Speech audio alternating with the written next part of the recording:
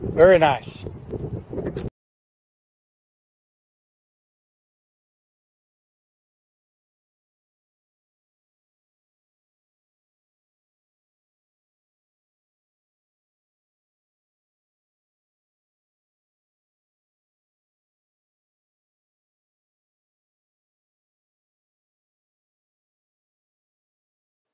I'm first going to look at you in the impact position because it's the most important. Everything the ball does, how far it goes, how high it goes, how much it spins and curves, is a direct response to the laws of physics in motion at the brief moment of impact. On the left is Tiger hitting an iron. This is video I took at last year's US Open. On the right is Grant Wade hitting a driver.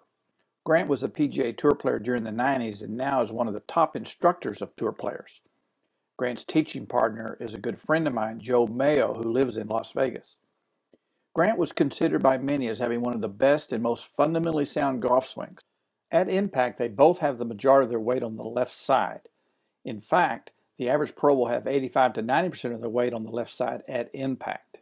I've drawn a red block from the center of their ankles to the top of their head, and you can see that the red line off their left foot is passing right through their belt buckle, showing how the center of their mass is right on top of their left foot. They both have extended arms through impact. Their elbows are close together and not separating. Having extended arms and weight forward allows them to control the low point of their arc of their swing.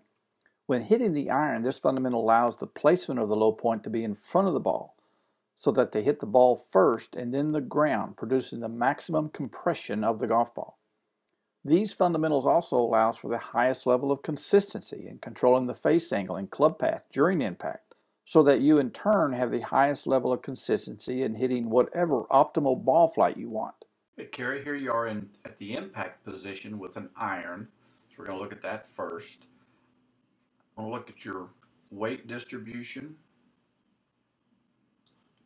Compare that to, so I've drawn a box from the center of your ankles to the top of your head. And you've done a pretty good job. You certainly have the majority of your weight on your left side. I like that a lot. So you're not hanging back. You're not on your back leg. You have moved and shifted to your front leg, and so that's very good. I think the one element of this position that needs to be improved a little bit is the left arm. You can see how Tiger's left arm is fully extended here as he comes through, and you have your elbow bent there a little bit, and that's going to cause some inconsistency at hitting the ball solid. So learning how to swing with an extended arm, it would be something that you would want to work on. And there are some drills I can show you that'll help you learn how to hit with a stable left arm, an extended left arm. Now we're going to go and look at the follow through and the post impact positions. We'll look at Tiger. As Tiger comes through, when his right arm is parallel to the ground, you can see his left hand, the white glove, underneath the right hand. So his wrists have crossed, and he still has a fairly extended left arm as well. So his arms are crossed, and he's still there. Let's look at your position here as you come through. You can see how that left arm is going up, and when your right arm is parallel to the ground, in fact your elbows have separated,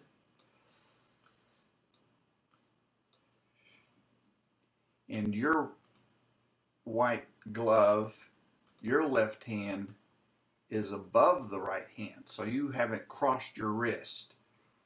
And so what that means is you're not going to be rehinging your wrist properly. There is the way the hands and the wrist function during a golf swing is there is an upward hinge and on both the backswing and the follow through. And Tiger is rehinging. You can see his left arm and shaft are forming an angle there. And as he comes through, here's the left arm and shaft. He has rehinged the shaft at a right angle to his left arm. So he's lifted the shaft upward, and you don't have much rehinge there. And as you continue through, you never really create a rehinge, a right angle rehinge. And that is when you learn how to make this rehinge move. In one session, I can show you what that feels like, and you're going to have a lot more club head speed. And this is also one of the reasons that you don't have an extended left arm through impact. And so I like to focus on one or two things in adjusting a swing. I don't like to work on 5 things. And so what I do as a teacher is I try to identify the 1 or 2 things that we need to focus on first and get those readjusted. And then we can look at other things to add to that later. But in terms of the missing fundamentals that you have, and we all have missing fundamentals, but the missing fundamentals that you have right now that are the most important for me to have you work on is the rehinge. And so that's what I think once you have that rehinge, the other pieces will be much easier to fall into place. There's only one other thing that I think that you should work on in the first stage of improving, and that is your finish. And first let me tell you what I like about this finish. Look at this back leg here. That is a classic finish. Tip of the toe. From the waist down, if we were to just look at your position here compared to Tiger, it is almost a perfect match. So that is outstanding. I mean, you have moved you're facing the target, your right knee's up with your left knee, you're on the tip of your toe, which means that you have the majority of your weight on your left side. The only thing that's different is in the upper body. You can see how Tiger is standing tall. He's staring out at the ball flight. And your gaze on this swing is kind of looking here, whereas Tiger's looking here. You already do this sometimes, so let me show you another one of your swings. Now here you are with the driver, one of your driver swings. Now you're looking right out there just like Tiger is. So you're finishing nice and tall, and you're not straining to keep that head down on the final finishing position. So swing into this final pose where your weight is on the left side, you're on the tip of the toe, and you're looking out at the target. That's what you want to have, that finish, that pose with every swing. You know this position and you swing to it very often, but I want there to be absolute consistency in this finish. Let's look at some of your swings during the round of golf.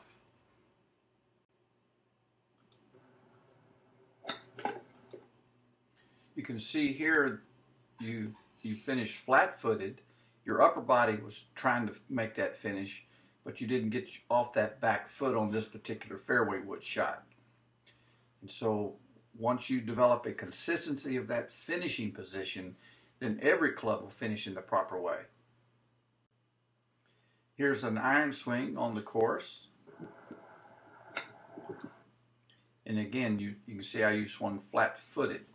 With the driver, you have a nice little shift to the front leg, and one of the reasons that you like your driver so well is because you have incorporated that better finish, and we just need to incorporate that in your other clubs. Now here's another shot that you hit during the round. This is again with a fairway wood, and you take a practice swing before you step up to the golf ball. I want you to look at the practice swing finish and the ball swing finish.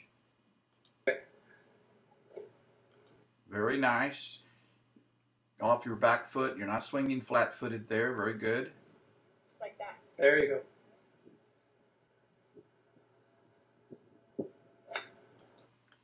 and you did a much better job of getting to your left side on the ball swing. So the practice swing maybe helped you reinforce the idea of shifting. So this move is not something you don't know. You do know the move, and you execute the move frequently. I just want you to execute this move to the left leg and turning the lower body, turning the hips, getting off that back foot, get it on the tip of that toe, have that perfect pro finish, and swing to that perfect pose every time. And this drive here is one of the best ones you hit all day. Wow. And one of the reasons you hit it really well is because you had a really good finish. You were definitely on your left side. You're on the tip of your back foot. You're looking at the ball flight, complete lower body and upper body swing through the shot. We just need to get that same kind of finish with whether it's a wedge or a 7-iron or a hybrid or fairway wood. We need to get all of your finishing swings to look like this. That's really, really good, Kari.